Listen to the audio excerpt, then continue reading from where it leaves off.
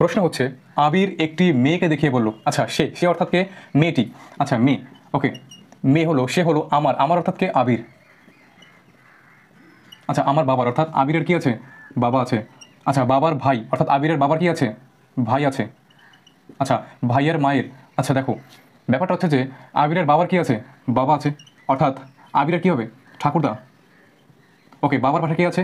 মা আছে। তাহলে আবিরের বাবার ভাইয়ের মা অর্থাৎ আবিরের দিদা অর্থাৎ ঠাম্মি। আচ্ছা মায়ের স্বামীর, স্বামী অর্থাৎ কে বলতো? ইনার যে স্বামী অর্থাৎ আবিরের বাবার যে বাবা। আচ্ছা স্বামীর কন্যার অর্থাৎ ইনাদের কি আছে? একটা কন্যা সন্তান আছে অর্থাৎ ইনাদের কন্যা।